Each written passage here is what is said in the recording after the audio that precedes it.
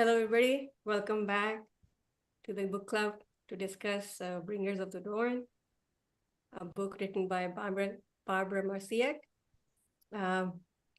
We'd have the pleasure of completing two chapters already, but we will go through them quickly so that it's a good revision for everybody and brush up our memory so that we can forge ahead to the next chapters. So the first two chapters basically discuss about the cosmic narrative about the human evolution and consciousness. And it represents the Palladian insight who claim that the Earth with their DNA is here to ignite and evolutionarize their journey so that they're able to remember who they really are, that how divine beings we are, and we are disconnected with ourselves. And once we begin to explore ourselves, our connection to the cosmic, and understand the multi-dimensional nature of time and humanity and the consciousness, we will grow leap and bounds.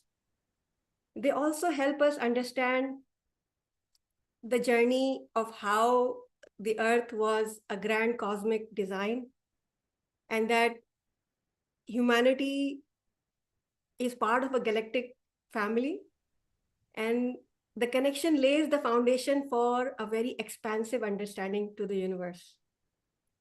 The Palladian teaches that the DNA potential has a lot that the humanity can use and make benefit from, but our capabilities are dormant because of the people who took over Earth and made us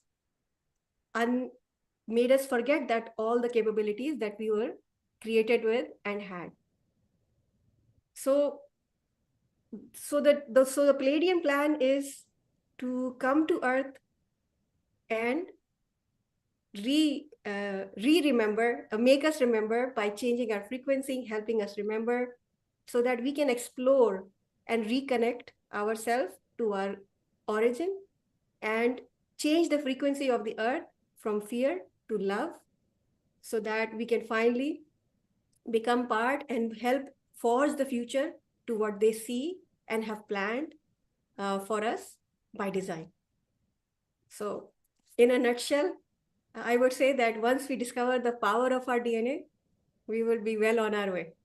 So handing over the further discussion to James and Jaya to take us to the next chapters. Thank you. Okay, thank you very much. So today we plan to discuss chapter 3. I think probably since this is a PSSM sponsored event, we should do a beginning meditation at the beginning of the session. So I'll go ahead and lead a meditation. So if you will all, my dear friends, sit in your nice, comfortable meditation posture with your back straight and your feet crossed, or if you like to sit in a certain asana, you choose that. And recommend to cross your hands and sit comfortably with your eyes closed and focus on the breath.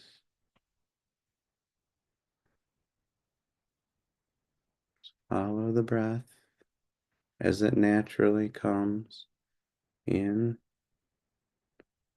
and then naturally out.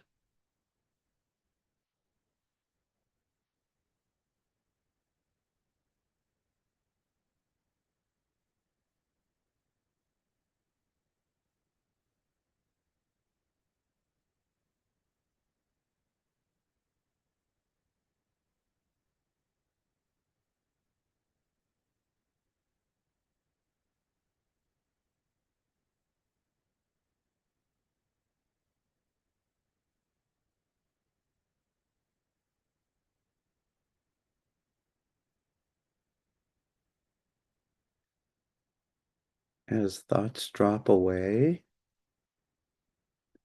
have an awareness of the silence the silence that is at the core of your being.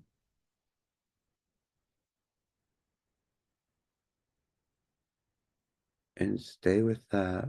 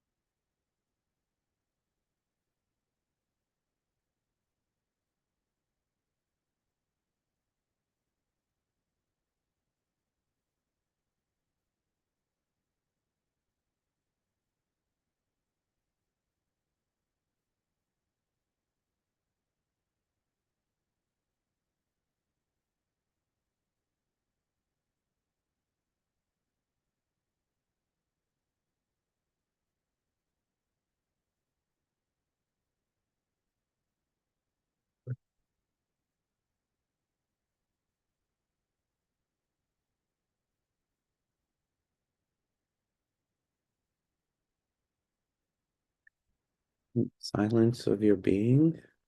Try to become aware of your own internal frequency, this energy that you are.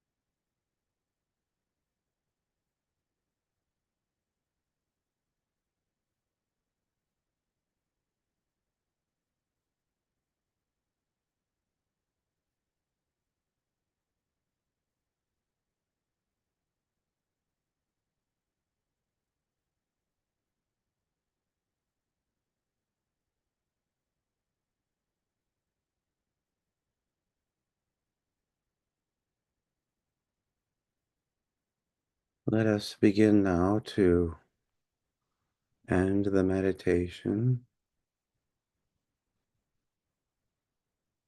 Let's thank all of our friends and family and everyone who we have a relationship with in this world for everything that we have and all that we are. And as you come out of the meditation, You may rub your palms together, place them over your eyes, and on the count of 5, 4, 3, 2, 1, you can open your eyes and look into your palms.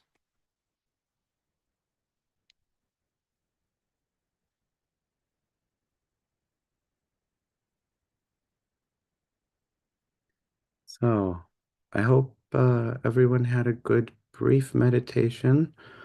I felt some energy. For me, I felt like I was connected with the whole group here. There's always a feeling of connection that I have when I meditate with a group, and I definitely feel your energy strongly, and I'm very thankful for that. I always remember that we at our in our core being, one thing I always remember is that we carry the energy of love. And that's a frequency that is a theme in Bringers of the Dawn. The Pleiadians talk about that as a very important frequency that humans carry. And one of the problems that we face as humanity on this planet is that many of us tend to forget that. And so they talk about that in the book extensively, how we misidentify our frequency. And we tend to identify with lower frequencies that are not loving frequencies. And we end up having some problems because of that. So let me actually get into chapter 3. And Jaya, as you wish, chime in at any point. I will go ahead and read through some notes and some talking points that I have, and let's Sure. see how it goes. I will when I'm reading my talking points, I will try to say this is the Pleiadians, and then when I interject my own personal thought, I will say something like my opinion is and or I believe this. Okay, just so there's a differentiation. I want it to be clear if I say something that the Pleiadians said, it's them speaking versus what I think about it. And then Jay, of course, you at any point can jump in on the discussion and voice your views as well. Mhm.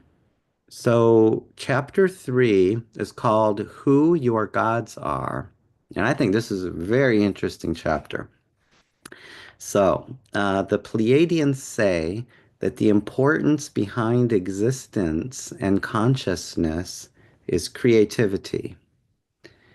And so, I think that anyone who reflects on this statement will agree.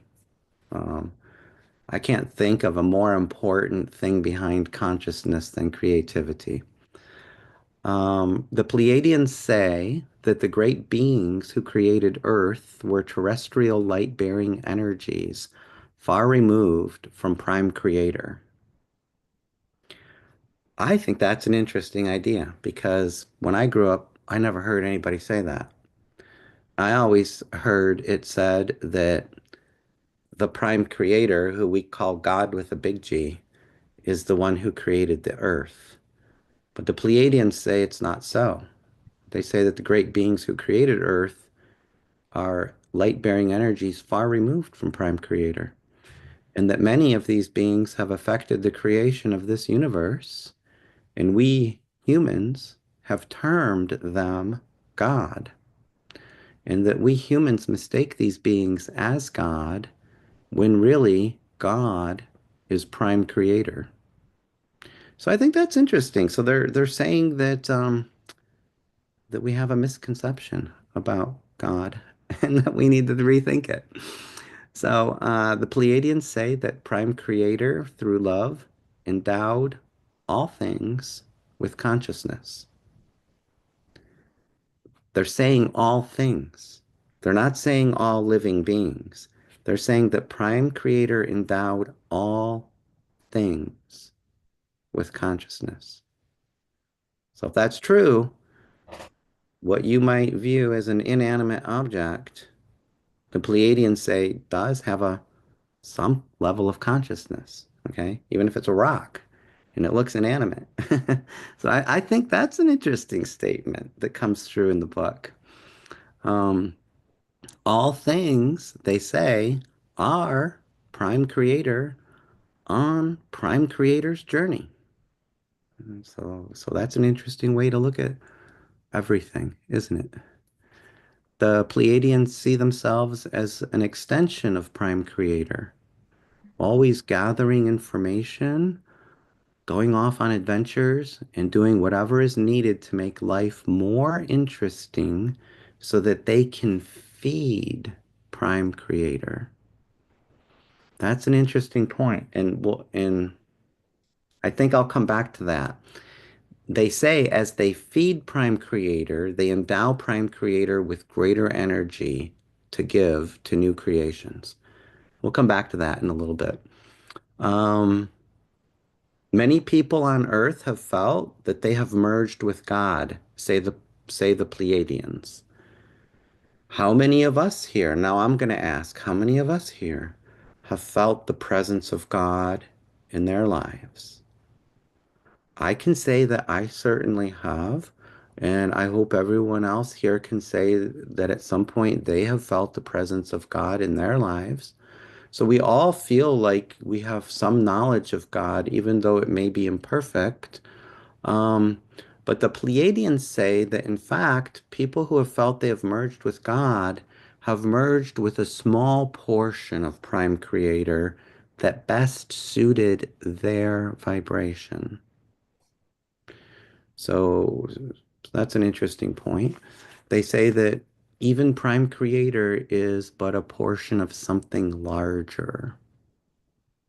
Now, for me, that's hard to comprehend. Um, it may be true. I keep an open mind whenever I read anything. I try not to judge anything. Um, Whenever I want, no, this is me talking again. Whenever I want to know if something is true, I usually try to find out through intuition, like with things that can't be verified. So I grew up as a scientist, and I know how to verify physical information. I know how to check if something is authentic or not. But with information like this, there's no verifying it except through your own intuition. And so I like to feel, how do I feel about this when this information hits me? And if I'm going to judge it, I'm going to judge it that way because that's the proper use of intuition. So they say Prime Creator is a portion of something larger. Now, I think this is very intriguing. I read a book called Conversations with God by Neil Donald Walsh. Some of you may be familiar with that book. And in that book, the same theme is also discussed that God with a big G is a portion of something larger. How that works is just an amazing question that I honestly don't have an answer to. So are we living in a Russian doll? Say again? So are we living in a Russian doll? Exactly. Matryoshka. That's called a matryoshka. My wife is Russian, so I know some Russian words. Matryoshka is the Russian doll that you open it and there's a little one and you open it and so maybe Prime Creator is like that. We're a small portion of Prime Creator. And then, yeah, it's a Russian doll. The universe just keeps opening into bigger and bigger and bigger, right? Um, okay, Pleiadians say that consciousness is knowing, and your knowing is your closest place to Prime Creator. Now, for me, this kind of knowing is intuitional level knowing or knowing with the heart. Um, I believe that's what they mean when they say that your knowing is your closest place to Prime Creator. I am pretty sure they don't mean intellectual knowing or knowledge learned from learning facts and figures. Um, they say that when you trust what you know, you are activating the God within you. And that's the big G God. They say that time operates differently depending on where you are in the universe. A year for us here on Earth may be a small portion of a day for those on other planets. And if you understand this, then you know why Earth has been left to itself for the last few thousand years. Because now here's me interpreting, because apparently time is running very fast here. And who wants to live here in fast running time if you can live somewhere else where time runs much more slowly? I don't know if it really makes a difference one way or another, honestly, but it's something that they say, and it's, who knows? It's possible, right? I mean, one of Um, the things that it could stop could be aging, right? If you live here, you age quicker. yeah, And and if yeah. you're Well, not, yeah. so aging is one thing. Why do people have to age though? Why do people have to get old? Who says we have to, right? Um, in our collective consciousness, we tend to believe it's true because when we look around, we see other people aging and we see the effects of aging and we see how the body changes and we see how health can deteriorate and we see other people dying because, and we say, oh, it's because of old age. But who said it had to be that way? Um, now I'll tell you my personal opinion here. My personal opinion is that we, as a collective group of beings, decided that it was going to be that way. But I believe we have the choice. I believe we have the opportunity to re-choose. And so I believe it doesn't matter how fast time runs, faster or slower, because ultimately we choose what we want. And, you know, if we decide it's time to change our form, well, then we'll do it. And it doesn't matter what time it is. It doesn't matter what year it is. It doesn't matter how many years we've been on the planet. If we decide we're going to change our form, then we do it. If we decide that we don't want to change our form, then we don't do it. And we know there have been a few beings on the earth who've lived for thousands of years. And why? I'd say it's because they chose that that's what they wanted. My personal opinion. So I honestly say time's irrelevant for that reason, but people can disagree, and that's okay. Um, the creator gods, they say, the Pleiadians say, the creator gods who rearranged the human species are returning, and some of them are already here.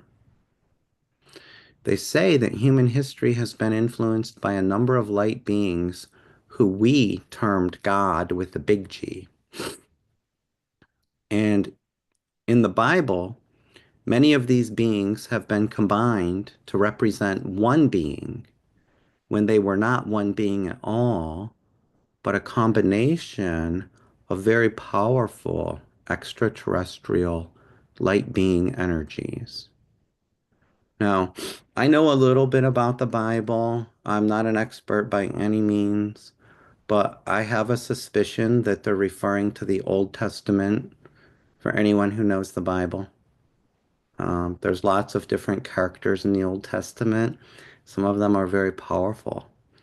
So it's possible they're referring to Old Testament. Um, they do say, the Pleiadians say, that there's no literature on Earth that gives a true picture of these beings. Makes sense. They say that these were indeed awesome energies, and it is easy to see why they were glorified and worshipped. Now, I'm gonna talk a little bit about my own particular knowledge of the Bible and kind of shift the picture into the New Testament. The New Testament captures the life of Jesus Christ. And there's some interesting phrases in the New Testament that talk about the energy of Jesus. And so I'll read a little excerpt here and try to relate it back to what the Pleiadians are saying. If we take Mark chapter 9, verses 2 through 8, it says, after 6 days, Jesus taketh with him Peter, James, and John, and leadeth them up into a high mountain apart by themselves. And he was transfigured before them. And his raiment became shining. His raiment is his clothes. His raiment, his clothing became shining, exceeding white as snow, so as no fuller on earth can white them. That means no bleach. There's no bleaching agent on earth that can make them white like that. And there appeared unto them Elias with Moses. These are two of the powerful characters from the Old Testament who were either passed away or had already ascended into the heavens. So Elias and Moses appeared, and they were talking with Jesus. And Peter answered and said to Jesus, Master, it is good for us to be here, and let us make three tabernacles, one for thee, one for Moses, and one for Elias. For he wist not what to say, for they were so afraid. And there was a cloud that overshadowed them, and a voice came out saying, This is my beloved Son, hear him. And suddenly, when they had looked around, they saw no man any more, save Jesus, only with themselves. So this is a very powerful image from the New Testament where Jesus was shining white with light and speaking with some of these figures from the Old Testament who I believe that the Pleiadians are talking about. I believe they're talking also about Jesus, in fact. And this is just one example. I'm sure we could have many other examples. I only chose this example because I'm familiar with it. It's an example where we see that this light that we are has come out of some of these great, great masters and has been made visible to the human eye for a short period of time. And it's something that physically can't be explained, but that you understand that it's on a different dimensional level. It's on a spiritual dimensional level that became uh, that became that came into the awareness of the disciples who were with Jesus at the time. So yeah, and the Pleiadians are saying these beings, while they are very awesome indeed, uh, and it's easy to see why they were glorified and worshipped. The Pleiadians are saying these beings are not God with a big G. And I think that's an interesting statement. I think many people could agree with that statement. I think many people would disagree with that statement, depending on how you were brought up and what you believe. So I think it's very interesting to have that statement. The Pleiadians then say that all the gods came here to learn and to enhance their own development through working with creativity, consciousness, and energy. And they say, who were these gods from ancient times? Beings who were able to move reality and to command the spirits of nature to bend to their will. Humans call beings God who do things that humans cannot do. Okay? So beings like Jesus, we call him God. Jesus walks on water. He has light pouring out of him. He cures the sick without even doing anything except saying you're cured. For us, this is God. But the Pleiadians say it's not God with a big G, though. God with a big G is prime creator, it's source. However, some gods, now this is the Pleiadians talking, some gods, and this is God with a small g, some gods who wished to manipulate humans made up their own stories to create a paradigm that would control you. And you were told that these beings were truly gods. This paradigm is on the verge of making a gigantic shift. And this is where we come in as the family of light, remembering who we are and our frequency of love. The Pleiadians say that the creator gods who have been ruling this planet have the ability to become physical, though mostly they exist in other dimensions. They keep Earth in a certain vibrational frequency while they create emotional trauma to nourish themselves. There are some beings who honor life before everything else, and others who do not honor life and do not understand their connection to it. They say that consciousness feeds consciousness, and that the food for some beings is consciousness, and that your emotions are food for others. So that's an interesting point to think about. Um, I never really thought about that before I read the book. And if it's true, it makes a lot of sense for how the world is set up.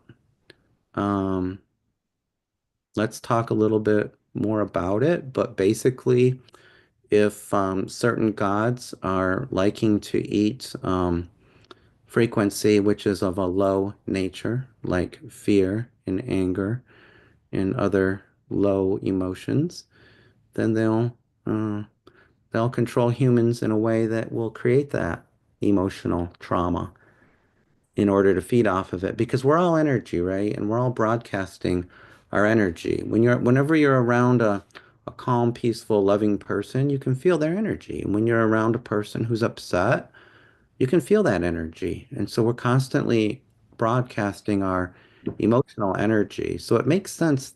What they're saying here, I think makes some sense. I feel like I can understand it. Um, I mean, they if you think say, about it, what you're saying in a way, yeah, because when you kill an animal and you eat that animal has fear in its body, and that fear from that animal is now in you. yeah, yeah, And when you have that, and that is what consciousness wants to feed off, at least the one who are controlling us. So I then they agree. are nourished through that fear, even though that fear might not exist in our body, but whatever we have consumed died of fear, and Yeah, now that fear exists in us, and then that fear just keeps, and that cycle continues it until we propagates. decide to break that animal cycle of Yeah, eating something with fear and then transferring that to ourselves. I totally agree. That makes a lot of sense. I'll give you an anecdotal story. Um, Me and my wife and my daughter were driving down the road, and just for background, I'm a vegetarian, but my wife and daughter eat meat. And so we're driving down the road, and we come across this big industrial plant, and there's a really bad smell. And my daughter says out loud, "Ew, what's that smell?"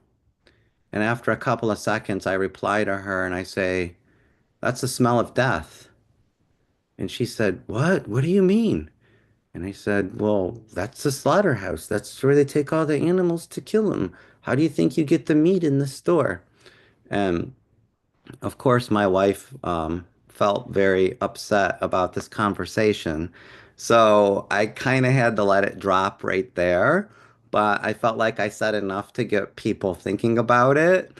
Even though I didn't say too much, I think it's good to be aware of the conditions in which these animals are killed. It's not a loving condition at all.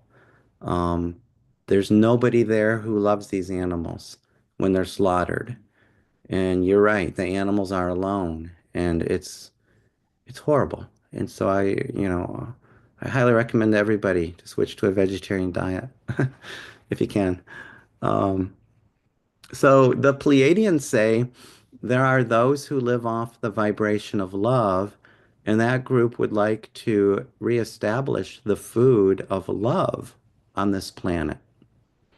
They would like to turn this universe into the frequency of love so that it can have the opportunity to go out and seed other worlds. So that's an interesting thing to think about so that it can go out and seed other worlds. It sounds to me like if we are all operating collectively on the frequency of love, we will have many more choices available to us. And in fact, we will find limitless choices available to us, including the possibility of helping co-create and seed other worlds. But as long as we stay in this lower collective state, vibrational state where people are living without love, and I mean, you just turn the news on, right? And you see all the wars and who got killed today and which country got bombed and why are people fighting and killing each other? It doesn't make sense. Um, you just got to think that the collective consciousness is nowhere near love. Even though we have individuals on the planet who are there, collectively, we're not there. And so, if we're not there collectively, we don't have the opportunity then, the Pleiadians say, to go out and seed other worlds. So, I am going to now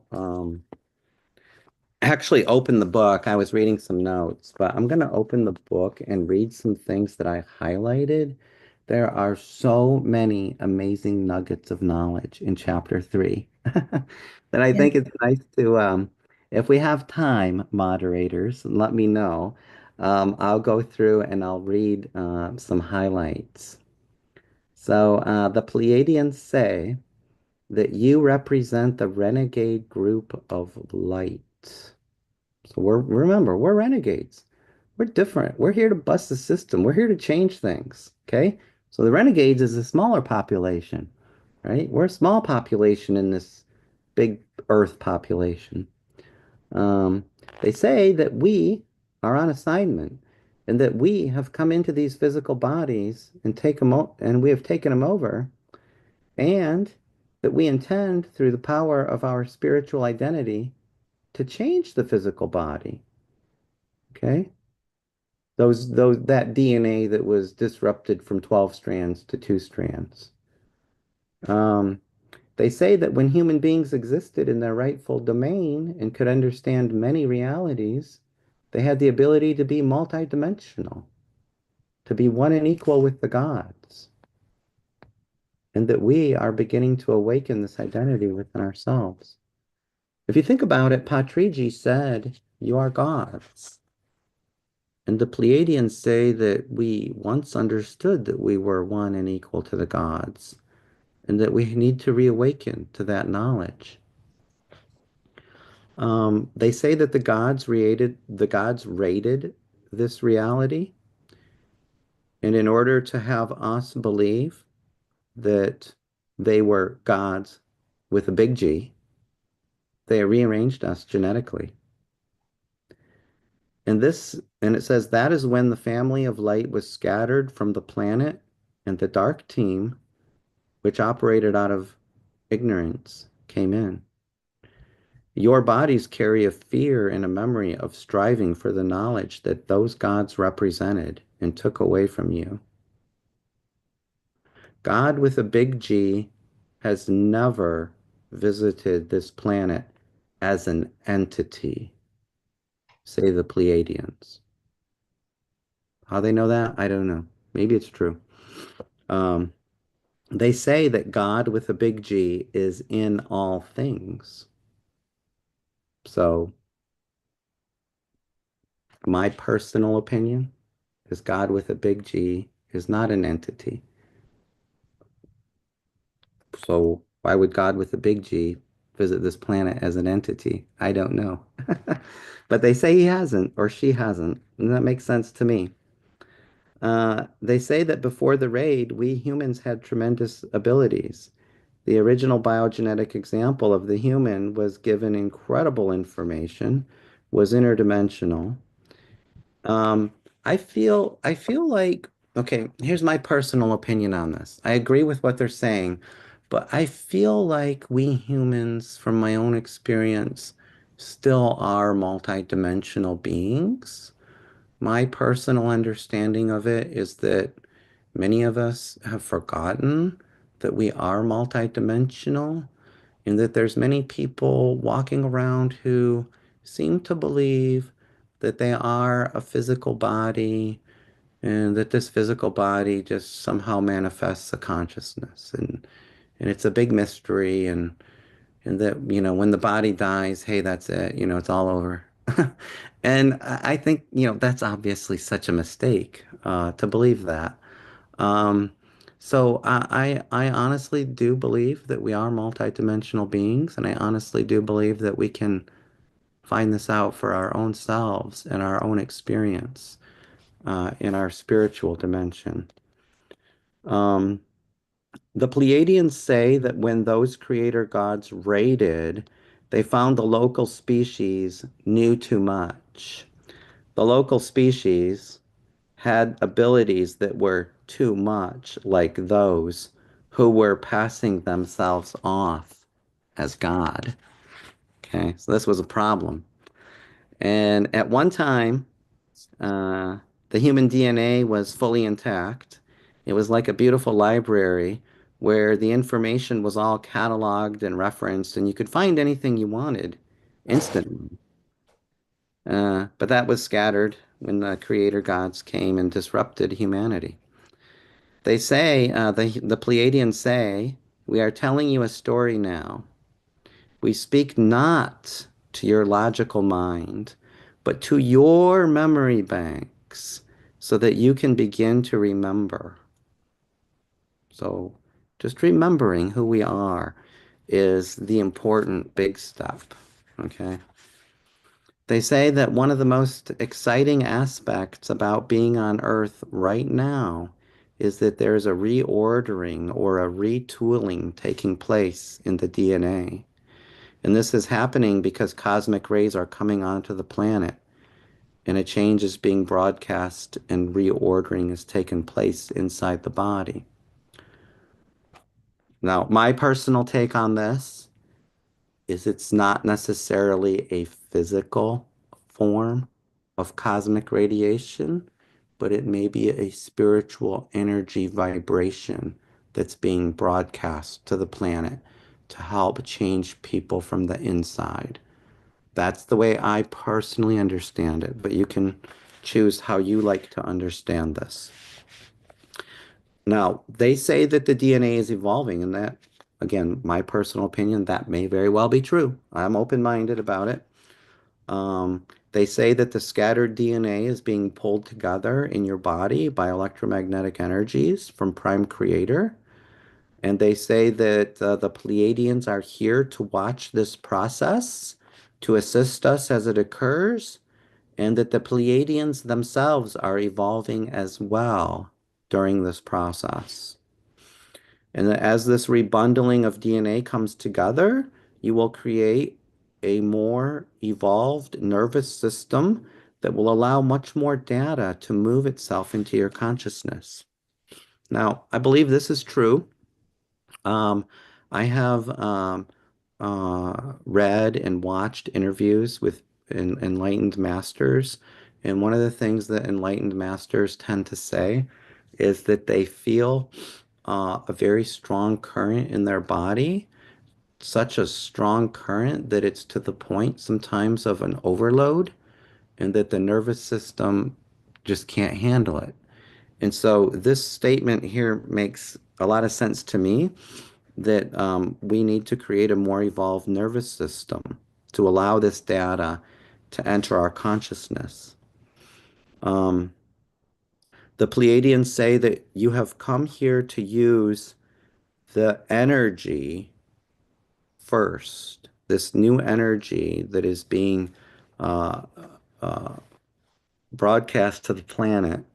We are here to use this energy first, so we are the ones who are here to initiate change, I think is what they're saying. They say that we will make pathways of consciousness as we pull this energy into our bodies, and that we will assist others so that they don't have to go through what we went through as the forerunners of this evolutionary change. They say that many people will suddenly begin to feel this energy without any preparation at all. You are all pulling light, which is data and information, onto the planet. And as you do this, you create new pathways for consciousness to explore without saying a word. How many people here have felt this energy flowing through themselves? How many people, when they sit in meditation, Yes. yeah, you feel an energy flowing, flowing, flowing. I feel this energy too, flowing, flowing, flowing all the time, especially when I'm quiet, especially when I sit in meditation. When my thoughts subside, I feel an energy that just flows. And it feels like an energy fills me up. And then it's like a cup that you filled up all the way, but energy keeps coming in and the cup overruns and the energy comes out. That's how I feel sometimes. So that's my experience with it. So I honestly believe that this is 100% true, the statement that they say. So, James, Yeah. what are the activities do you feel that cause the energy to become less or go away? Because some days it is so strong, like you said, it's unbearable, and Yeah. some days it just disappears. Yeah. So that's a really good question. I think it has to do with what we focus on and where our attention is. When we focus on the surface, and the surface being um, day-to-day activities, mundane things, deadlines for jobs, and getting very involved in uh, getting kind of how do I want to say what's the word?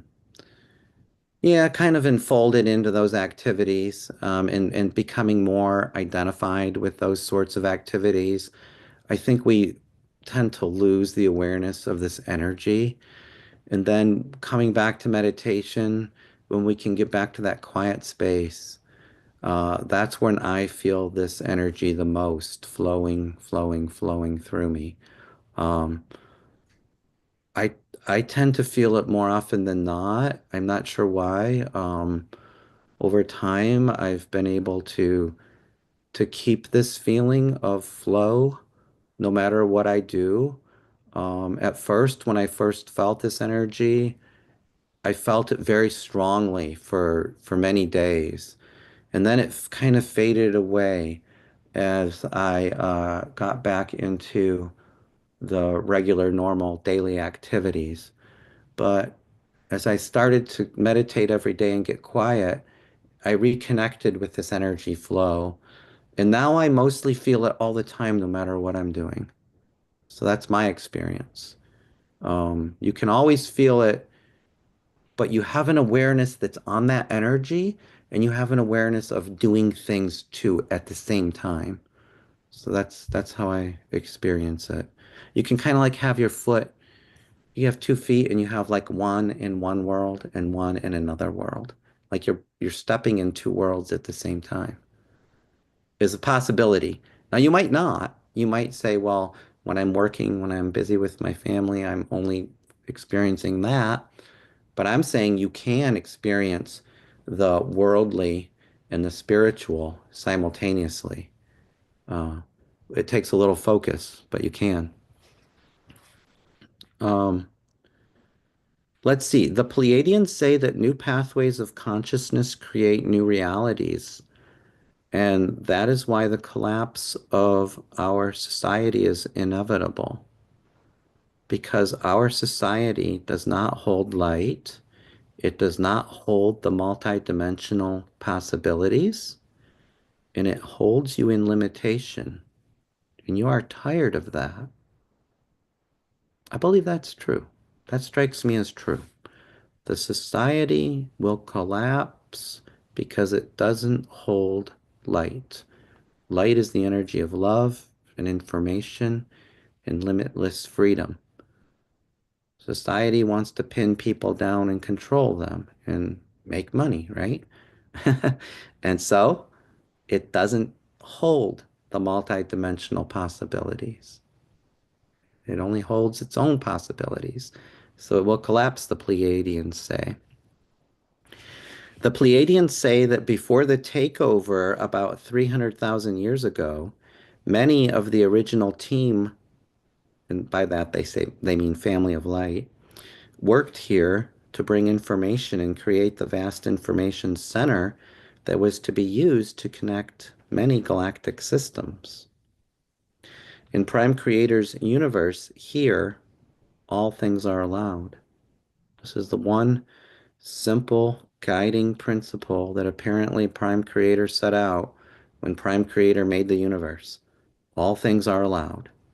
And because all things are allowed, many lessons are learned, say the Pleiadians. So the Pleiadians go on and they say, who are these beings who came in and rent asunder the original plans for Earth? Who are these space beings we sometimes refer to as the dark t-shirts? Be kind when you speak of the forces of darkness. Do not speak as if they are bad. Simply understand that they are uninformed and that they create systems that are uninformed because that is how they believe they must operate. They fought at one time and they separated themselves from knowledge. And so now they desperately hold on to their existing knowledge and onto life as they have evolved it into being. It is life based on fear, life that does not honor other life, life that uses other life. Who are these beings? They are the reptiles, say the Pleiadians. I think this is interesting. They are the reptiles. Okay, I want to know more. This is interesting. They say that these space beings are part human and part reptilian, and that the Pleiadians call them the Lizzies because they like to make things a little less emotional and a little humorous so that we don't take them so seriously and so that we don't get too upset. The Pleiadians say, we are not here to frighten you. We are here to inform you. They say, you are under a delusion if you believe that you always incarnate as human beings. They say that you incarnate to experience creation and to gather information about creation and to comprehend creation collectively. The Pleiadians say that creator gods take many forms, and they are not all Lizzies. There are creator gods who are insect-like. We Pleiadians are associated with creator gods that are bird-like and reptilian. So interesting. They say, the Pleiadians go on to say that the creator gods are very connected to us humans. When you decide to become a parent, you agree to learn from your children, to be responsible for their welfare, and to teach them to become responsible for themselves. And it's the same with the creator gods. They are watching you grow. They are learning about life. They are learning about what they create, and they are learning how to be good parents. So the Pleiadians are saying that we have this relationship with the creator gods. It's kind of like parent-child relationship, which I think is kind of sweet. And some of the creator gods apparently are gods of love, but some are not. And so we got to be careful, right? According to the Pleiadians, we got to be careful. They say that some creator gods created life just to have life take care of them and to meet their needs. To me, that sounds like a selfish thing to do. But in this universe, all things are allowed, they say. So these creator gods who act in a selfish way, they say they have fed off of our emotions. And the Pleiadians say that one of the big secrets that has been kept from humans is the richness and wealth that accompanies emotion. Now, I honestly believe this is true. I have seen so many instances in my life where people kind of push the emotional part under a rug, hide it away. Oh, it's not important. Oh, be reasonable. Oh, stop crying. Like stop crying. Your crying bothers me. You don't have a right to cry. I so don't like that. I so when my daughter cries, I tell her, cry as much as you want. It's okay to cry. And other people might interject sometimes and say, "Why are you crying? What's the problem here?" But I don't do that. I like her to express herself. Um, so the Pleiadians are making a big point here that one of the big secrets is the richness and wealth that accompanies emotion. You have been steered away from exploring emotion because through emotion, you can figure things out. They basically say that emotion is the hidden key to understanding. I think it's a point worth looking at very carefully, is my suggestion.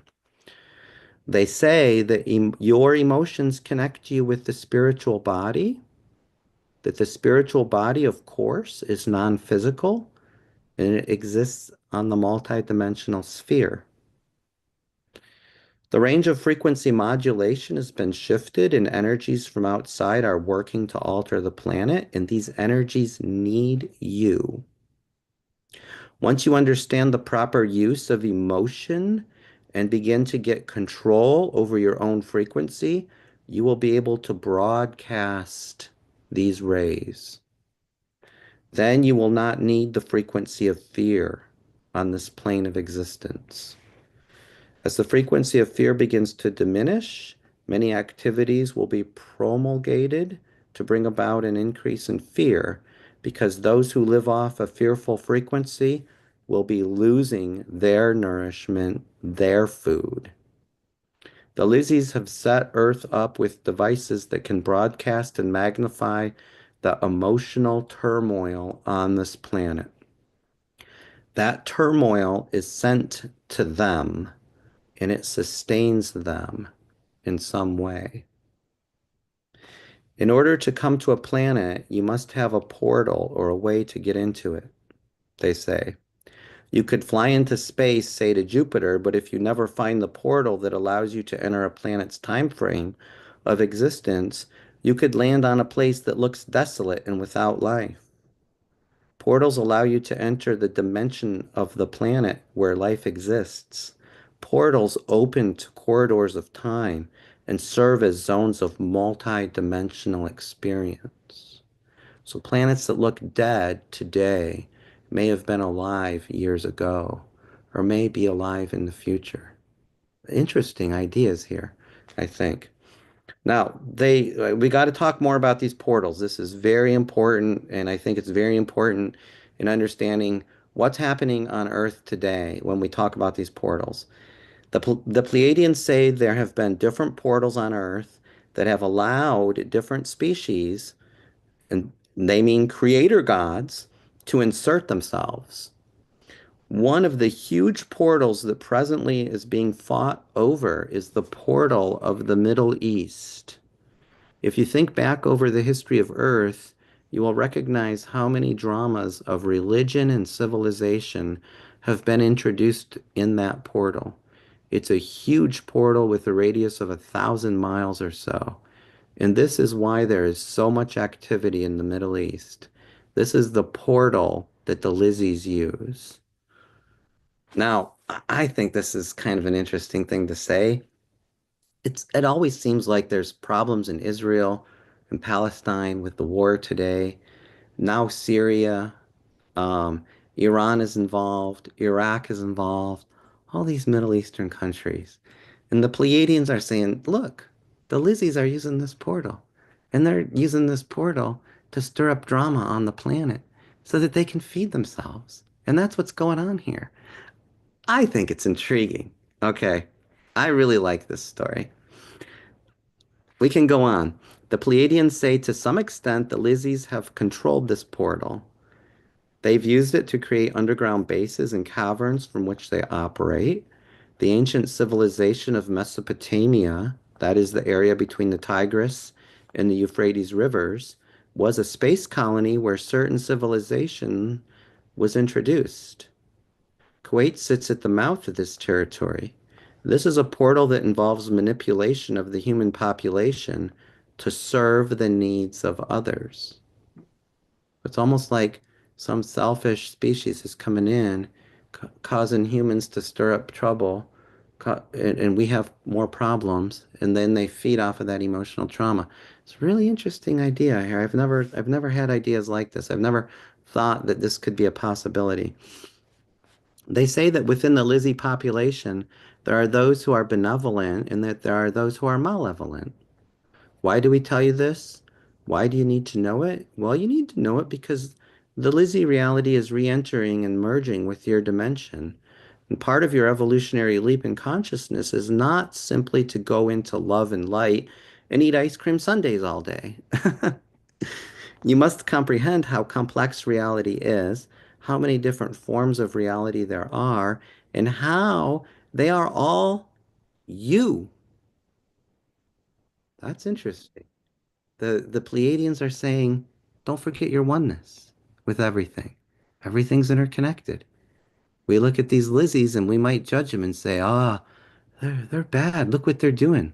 But they're saying, well, look, some individuals are benevolent, some are malevolent. We're all connected here. And let's not forget that. You must make peace with, now here's the Pleiadians talking again. You must make peace with them being the Lizzies, and you must merge with them to create an implosion of the collection of your soul. And in this way, you can come back to Prime Creator.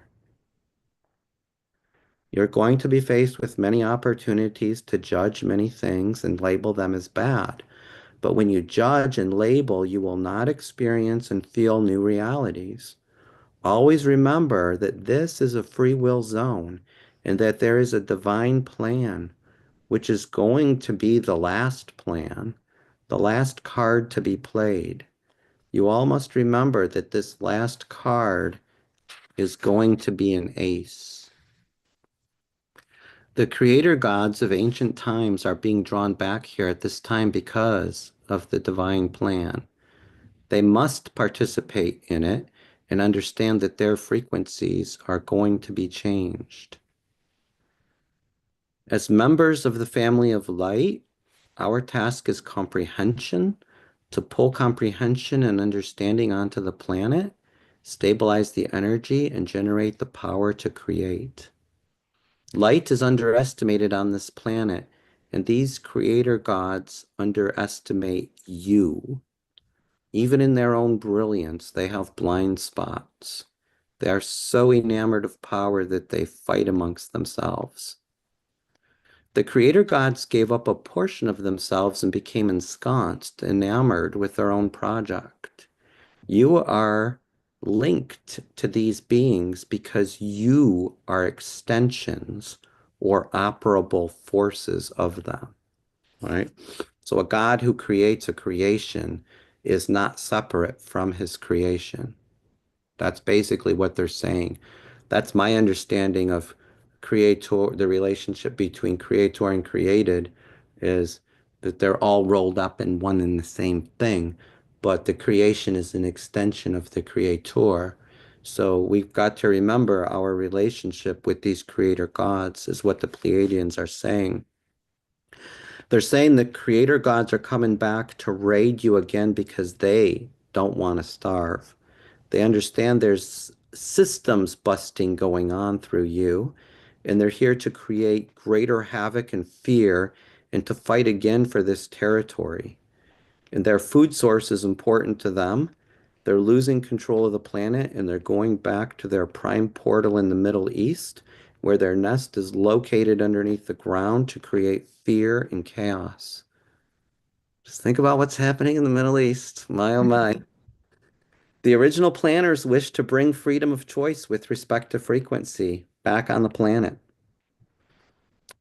The gods who have been in charge here for this last period of evolution use frequency modulation and do not allow freedom of choice. They rob you, they rob your psychic energy by giving you a false picture of reality in every way that you could possibly imagine. We are not saying these gods are bad, we're simply informing you. You do not realize that these situations are setups. to get you to think or feel a certain way and to vibrate with a certain consciousness. So here's my understanding here. This seems like it could happen a lot when we have interpersonal interactions. Sometimes when you deal with another person who wants to get something out of you, will maybe cause you to do something to get you upset, to get you off balance, so that you make a quick snap decision that benefits them. You might feel angry or upset, emotionally disturbed. Um, but what I say is, in order to counteract that, have a great, great sense of awareness, a sense of going on this. Always, my opinion, my advice to anybody is always look at a situation without judging an individual or a thing as good or bad, and just think, what do I want to create with this? Here's the situation, here are the people, here are the events, here's what's going on around me. What do I want to create? If you're always kind of in this mode, it's less likely that somebody is going to be able to take advantage of you because you're operating from a greater awareness. Okay. So it sounds to me like the Pleiadians are saying these creator gods are getting people stirred up and taking their psychic energy and feeding off of it. And if we only had a greater sense of awareness, we could regain control and have our own freedom and operate on our own frequency that's to our greater benefit. And we're all connected, and that means the creator gods, if we all move up collectively in consciousness to a frequency of love, it's going to force the creator gods to change their vibrational frequency. That's where I see this going.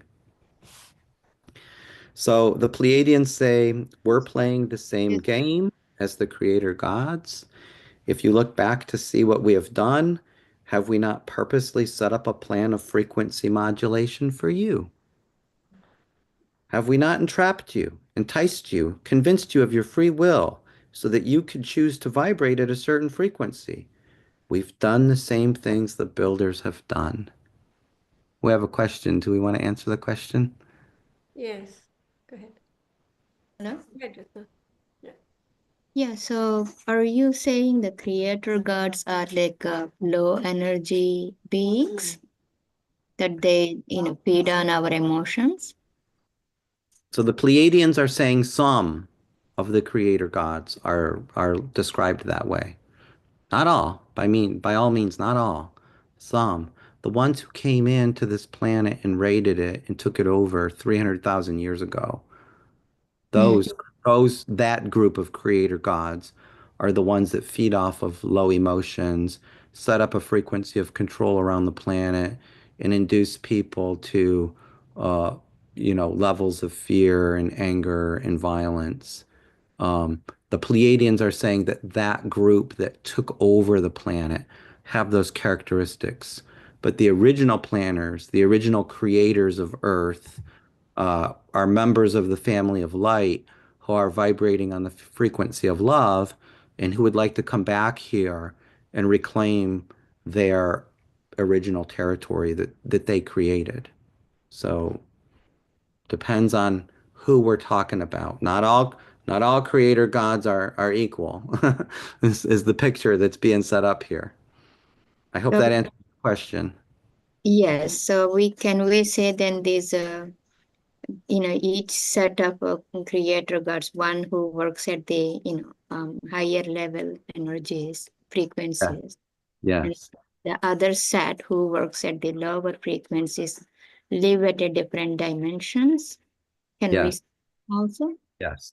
So there's creator gods who work across different frequencies. There's a group that the Pleiadians call the Lizzies that work on the low frequency vibrations of fear and chaos and violence and mayhem. Uh, and then there's another group of creator gods called the Family of Light that we belong to, we who are people reading this book, because they say that the members of the Family of Light will be drawn to this information. So if you're reading the book, you're in the member of the family of light. You're trying to wake up. You're trying to be more informed so that you can bring light to the planet and bring in these higher vibrational frequencies and bring in the change that the original planners need so that they can come back and live in a world of love, and we can all sit around eating ice cream sundaes all day long. So can we say, sorry for a few questions. Just No, one. that's fine. Can we say, so every time we are in chaos, it's not created by us, but it is really like a, created by them, like, the lower energy. Um, no, Or is so it that's like really part that's of a our really part is also there? yeah, that's a really great question. Love this question. So remember, they did say that the one guiding principle of this universe is that all things are allowed.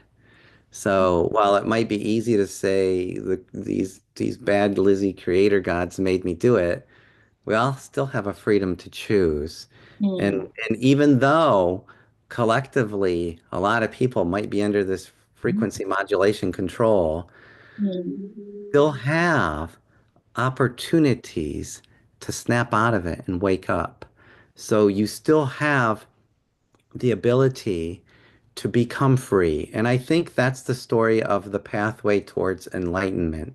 How do we wake up? How do we remember who we truly are? How do we find our true self? How do we get out of this bad dream that we tend to find ourselves in? And I think that the story that the Pleiadians are laying out is a story of awakening from this bad dream. It's a story of a pathway to enlightenment.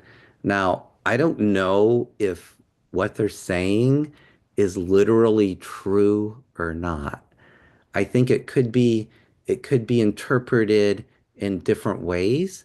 You could interpret it as absolutely literal if you wanted to. I'm not sure if it's meant that way, or is it meant to be a story, kind of like um, just a story and with it has allegorical meaning, like a parable.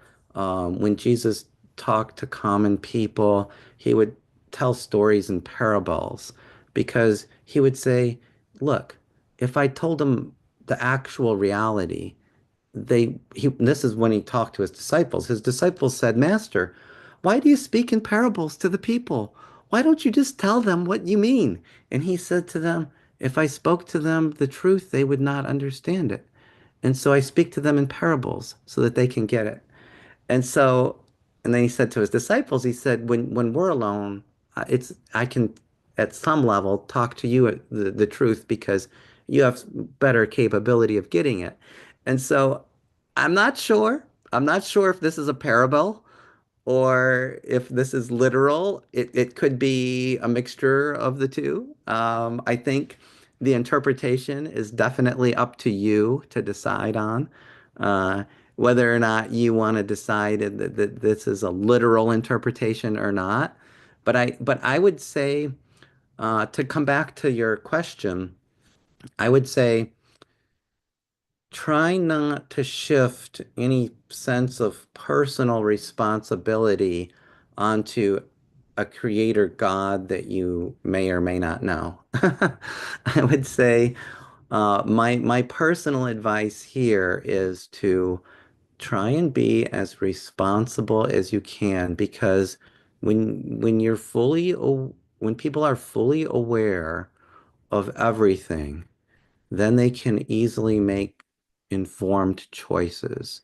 People do badly in situations when they're not fully aware of things.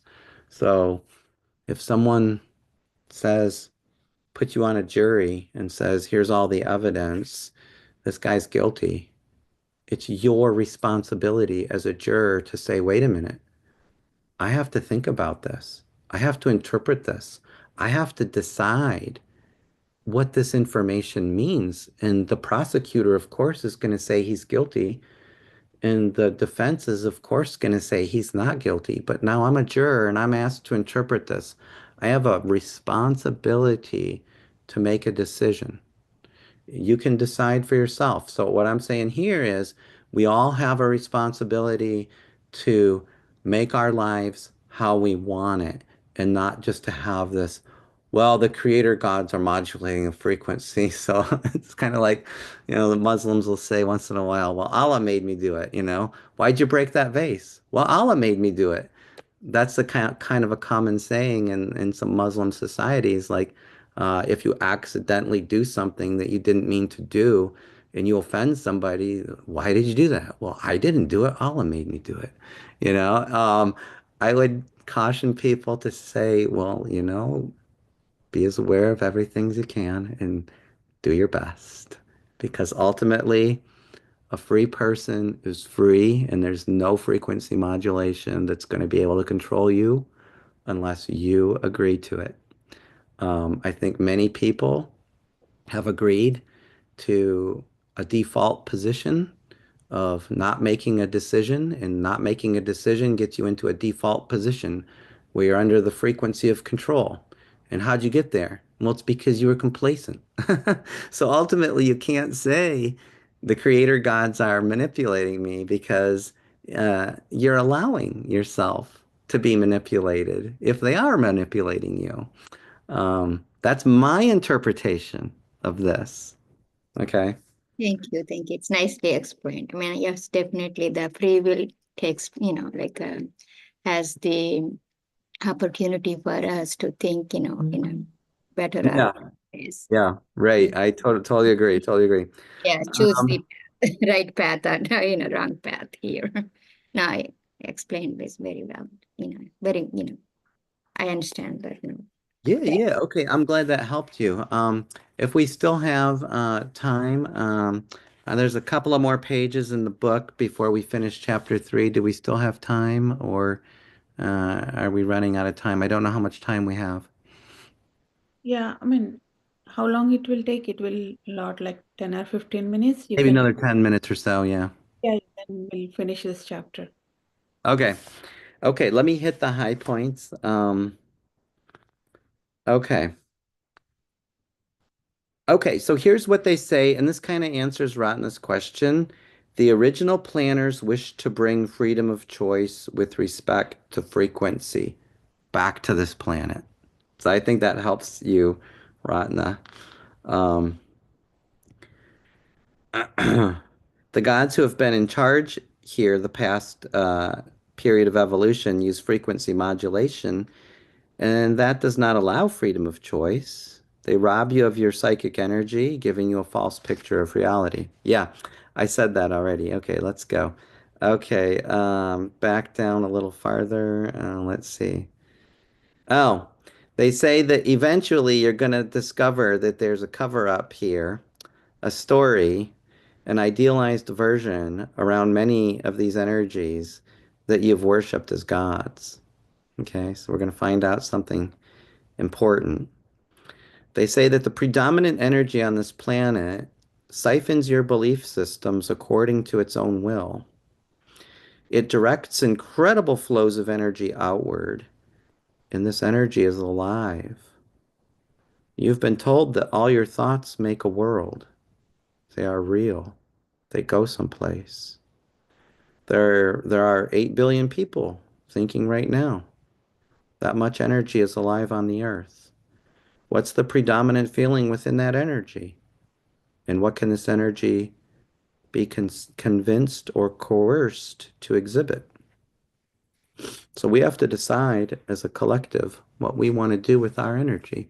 We have that choice. They say, think what you can do to overcome the frequency modulation or the insistence of your logical mind. And when, with impeccability, you stand clean as a keeper of frequency. So notice here in this sentence, they kind of equate frequency modulation with the insistence of your logical mind. I think we've all been in a situation where we said, I know, and we really didn't know. We didn't have all the information. And it came out later that if we could go back and have a redo, we would have chosen differently. Because when we said we knew, we didn't actually know everything that was important. And that's what they're saying here. Um, think of what you can do when you overcome the insistence of your logical mind. Okay? Remember that identity as a frequency is the sum total of your physical, mental, emotional, and spiritual bodies. Every time you begin to own what someone has been siphoning off and to cultivate it according to your own will, you change the vibration on the planet. So if someone or some force is siphoning your energy, we have the ability to say no. We have the ability to say, no, I don't want that to happen anymore.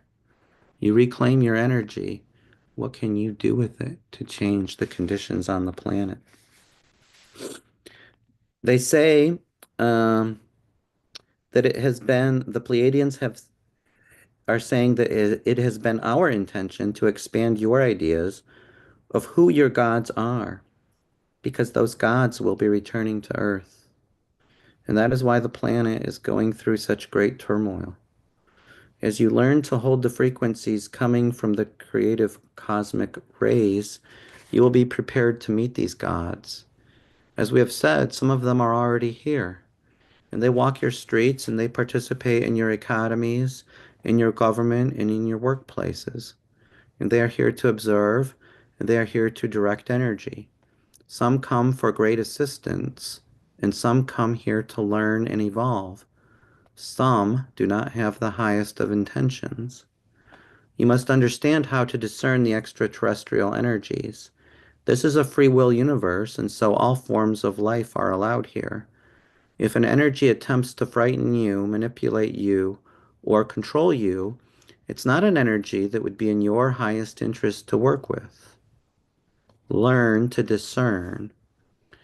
You're living in a most important time when energy is coming alive, and all of your feelings are is the result of you coming alive and awakening to your hidden potentials. The gods are here. You are these gods. As you awaken to your history, you will begin to open your ancient eyes. These are the eyes of Horus, which see not through the eyes of a human being, but from the point of view of a god. They see the connectedness and purpose of all things, for the ancient eyes are able to see into many realities and to connect the whole picture, the whole history. When you open the ancient eyes within yourselves, you will not only be able to connect with your own whole personal history, you will be able to connect with the planetary history, galactic history, and the universal history. And then indeed you will find out who your gods are.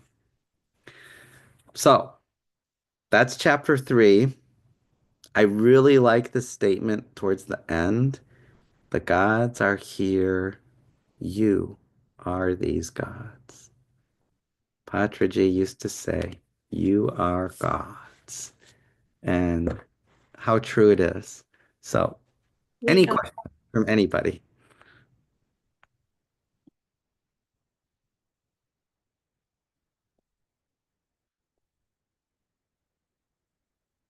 I mean, it creates an excitement that we are here at the best time, right? So not only does it add flavor to life, but it brings you into perspective that there's so much to look forward to, that we will be participating in the big change, that we can actually be part of the change. If we as we are beginning to understand, we will be the Yes, leaders of the change.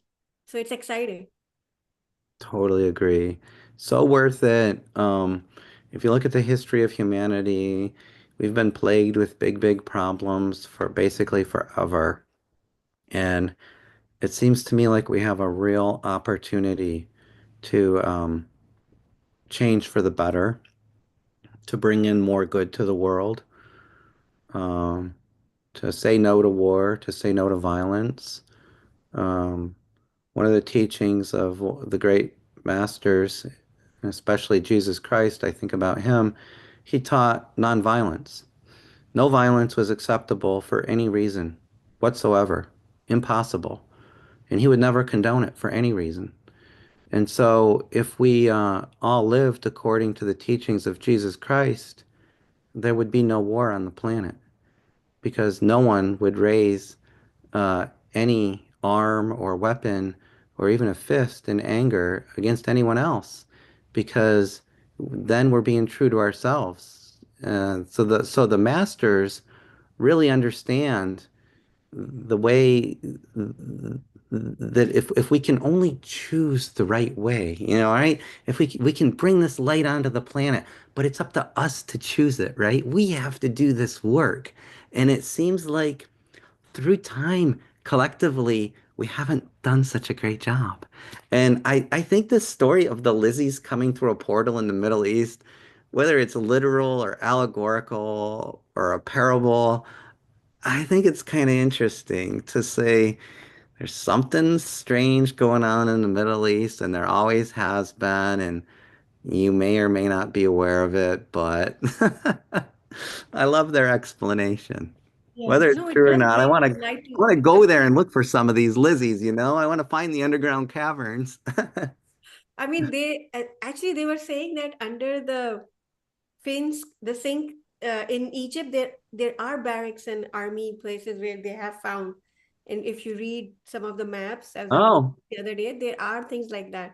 And it's actually interesting. it's very interesting. Why? Because it's when you think those are portals by of the lizards, that it makes sense. Why can there never be peace, and why can that region never be at rest? It's So it never shows at that peace. There's always fighting. There's always bloodshed. yes, Always big problems in the Middle East. Yeah. So Not there's, just the Middle East. One more example is Kashmir. oh yeah, It's also Kashmir. a very powerful portal. Wherever the powerful portals are there, wherever sacred places are there, there are always wars. yes. Yeah, I mean, now Russia, even in Africa, everywhere, if you look at it, somewhere in the continent, there is something happening. indeed. Yeah, Jayaji, please go ahead and share your. Oh, you think we have time? Oh, no, no. Yeah, you can share. Okay. I have written the abstract, but it is Yeah, going yeah. to be going through the whole thing again. Uh, It's okay. Just share. We can like understand one more time.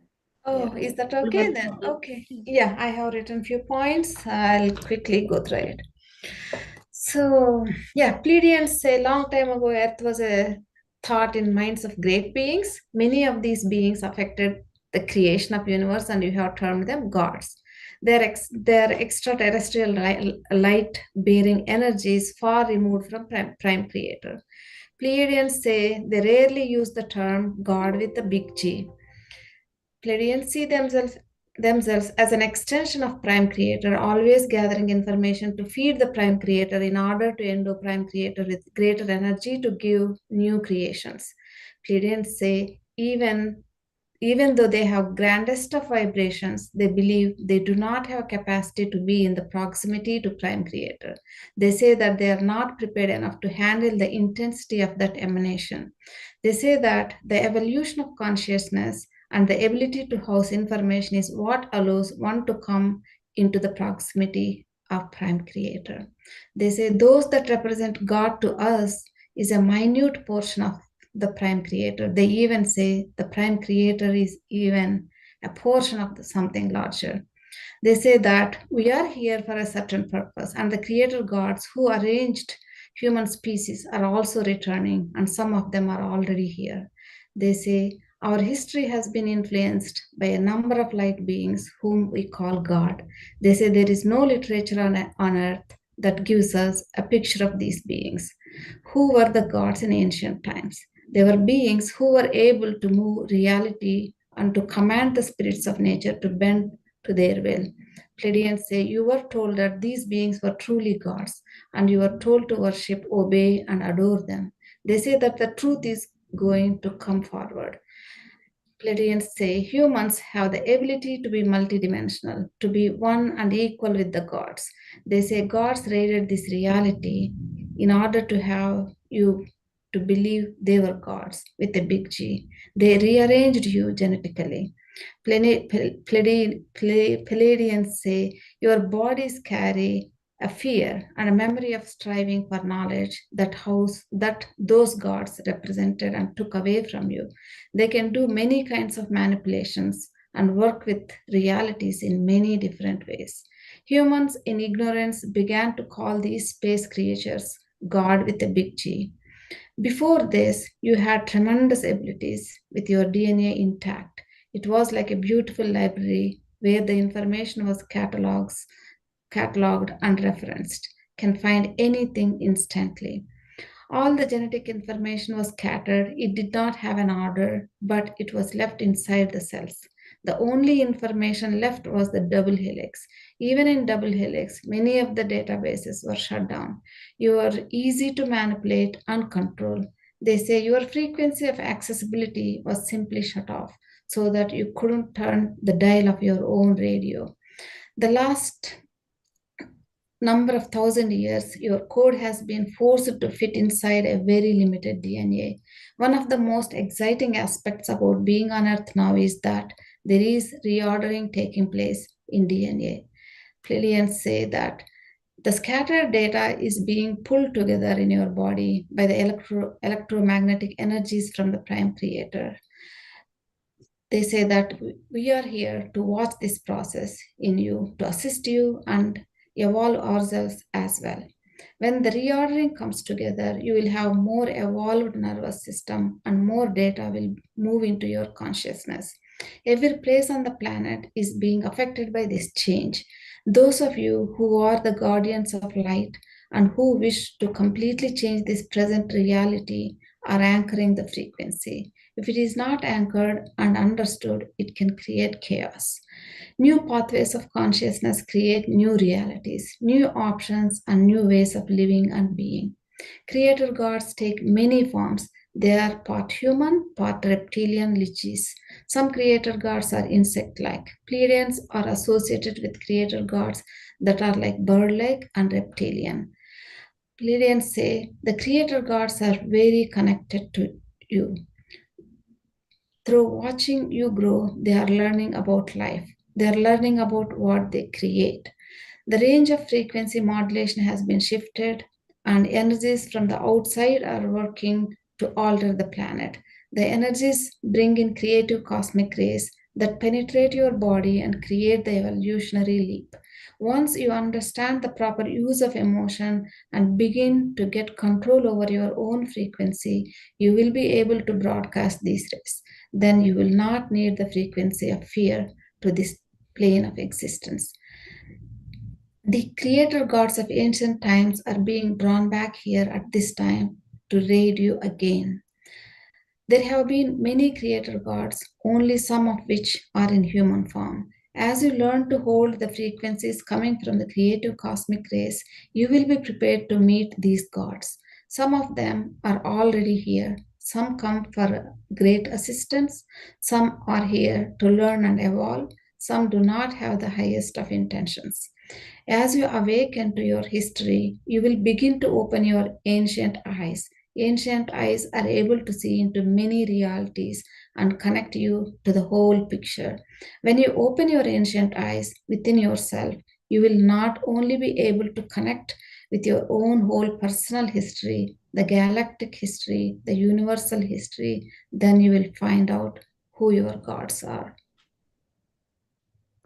So, Jaya, do you think that this ancient eye that they're speaking about is what we call the third eye, the opening of the third eye? Yeah, I think so. That's my interpretation of Yes. it as well. That's how I can understand it. And so having a third eye open is a sign of an enlightened awareness. And so again, they're leading people to the idea that you have to wake up spiritually in order to find your freedom.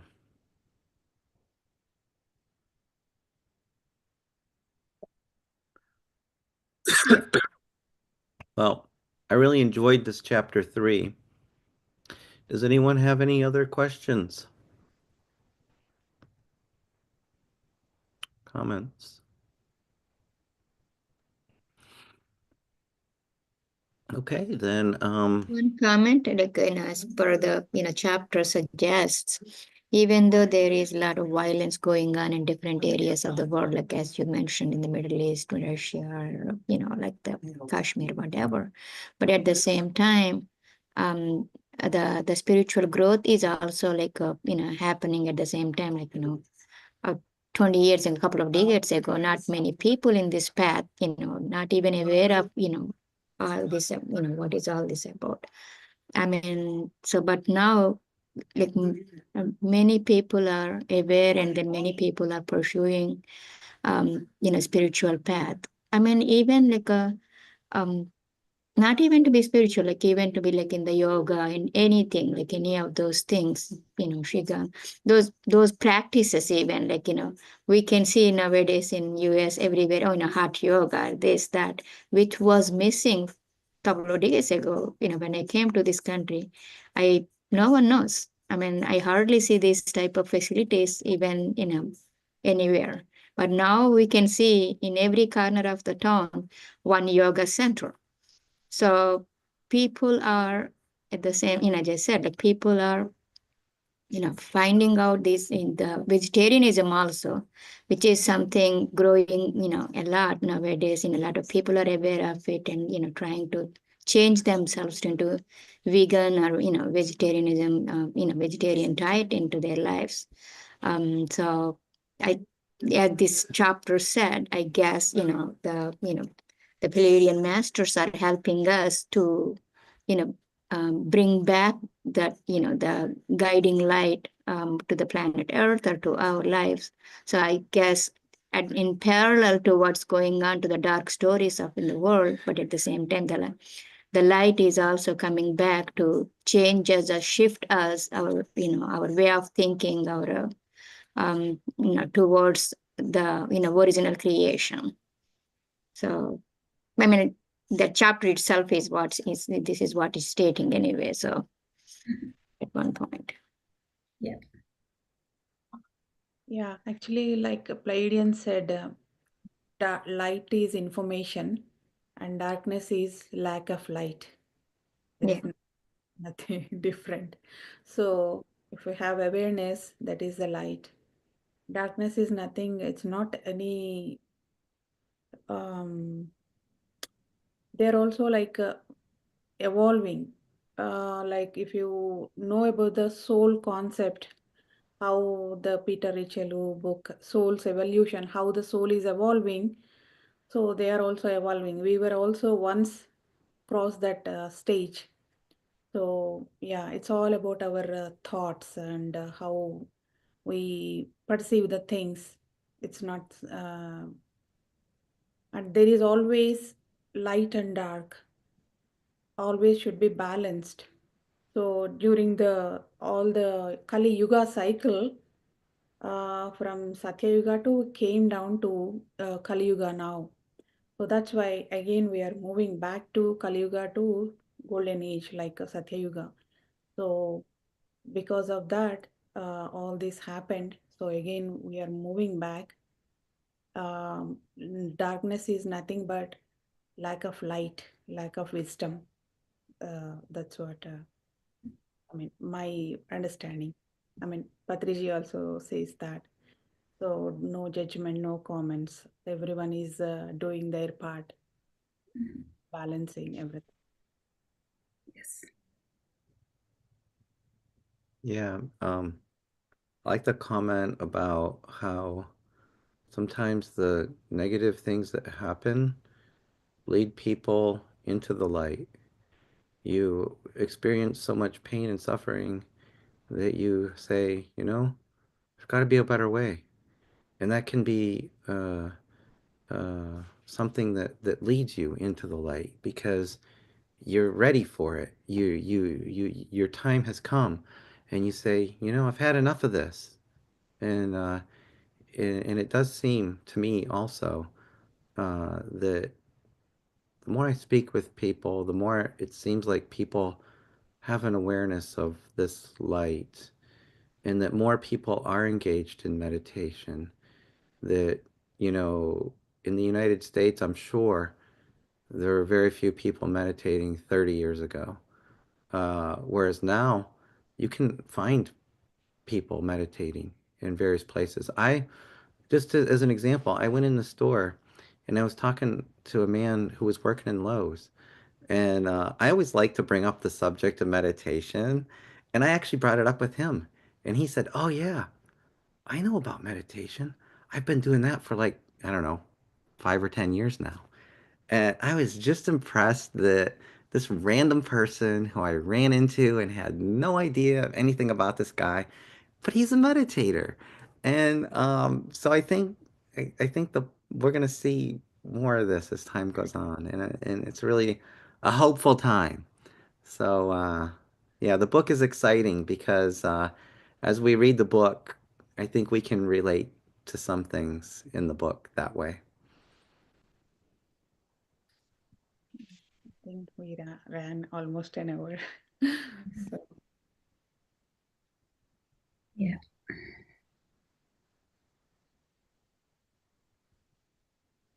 so next week we are doing 4th chapter, right? Mhm. Yeah.